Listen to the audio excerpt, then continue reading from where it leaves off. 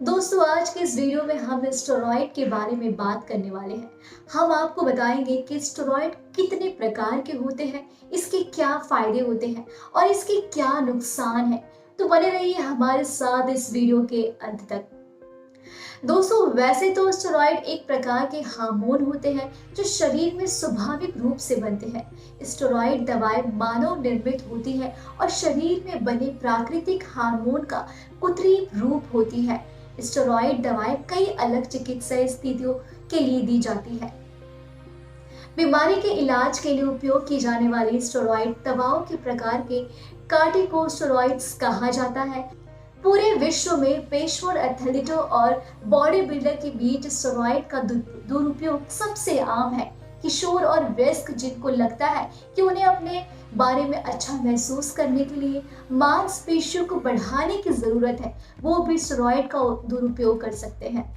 ये anabolic steroid का उपयोग करते हैं जो इन स्टेरॉइड से अलग होती है, जिनका उपयोग बीमारी के इलाज के लिए किया जाता है। एनाबॉलिक स्टेरॉइड के प्रभाव कार्टिकोस्टेरॉइड से बहुत अलग होते हैं। अपने बच्चों और किशोर को स्टेरॉइड की लत से बचाने के लिए आपको स्टेरॉइड और उनके दुष्प्रभावों के बारे में तत्वों को अच्छे से समझना आवश्यक है। तो दोस्तों, स्टेरॉइड सिंथेटिक या मानव निर्मित दवाइयां हैं जो शरीर में बनने वाली प्राकृतिक हार्मोन जैसे गुणों से युक्त होती हैं, जिनमें स्टेरॉइड का दुरुपयोग किया जाता है। वे एनाबॉलिक एंड्रोजोनिक स्टेरॉइड होते हैं। ये पुरुष हार्मोन टेस्टोस्टेरोन के प्रभाव जैसे उस प्रभाव में उत्पन्न करते हैं जो लोग एएस का उपयोग मांसपेशियों के निर्माण या ताकत बढ़ाने के लिए करते हैं। इस प्रकार के स्टेरॉइड को मांसपेशियों में इंजेक्शन से या मुंह द्वारा निगल लिया जाता है। एएस और कॉर्टिकोस्टेरॉइड्स दोनों के उपयोग और असर में काफी अंतर है। दोस्तों, कार्टिकोस्टेरॉइड्स हमारे शरीर में पैदा होने वाले कार्टिसोल हार्मोन के प्रभावों की प्रतिलिपि बनाते हैं और इनमें मांसपेशियों के निर्माण या प्रदर्शन का स्तर बढ़ाने के लिए प्रभाव नहीं होते। इस प्रकार के स्टेरॉइड को कई वैध चिकित्सा उपयोग करते हैं।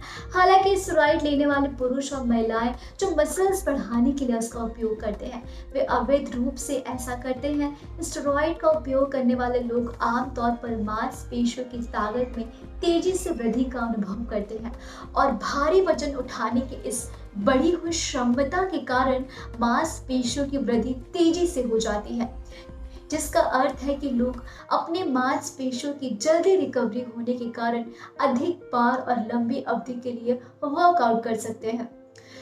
तो दोस्तों, आमतौर पर स्टेरॉइड के रूप में जानी जाने वाली दवाइयों को कार्टिकोस्टेरॉइड्स या एनाबॉलिक स्टेरॉइड के रूप में वर्गीकृत किया जाता है।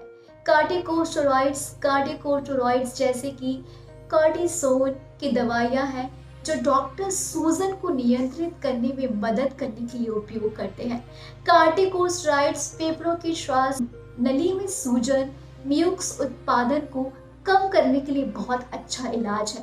वे अन्य त्वरित राहत प्रदान करने वाले दवाइयों को बेहतर तरीके से काम करने में भी मदद करते हैं। दोस्तों, ये स्टेरॉइड उन हार्मोन के समान होते हैं जो आपकी एड्रेनल ग्रंथियों, बीमारियों और चोटों से जुड़े तनाव से लड़ने के लिए शरीर में प्राकृतिक रूप से बनाती है। आमतौर पर एड्रेनल ग्रंथियां हर सुबह रक्त प्रवाह के कार्टिसोल छोड़ती है। आपका मस्तिष्क इस राशि पर नजर रखता है और एड्रेनल फंक्शंस का नियंत्रित करता है, लेकिन मस्तिष्क अपने प्राकृतिक कार्टिसोल और स्टेरॉइड दवाओं के बीच अंतर नहीं कर सकता। दोस्तों, इसलिए जब कोई व्यक्ति लंबे समय तक स्टेरॉइड की उच्च खुराक लेता है तो मस्तिष्क में कार्टिसोल उत्पादन को कम या बंद कर सकता है। इसे एड्रेनल दमन कहा जाता है।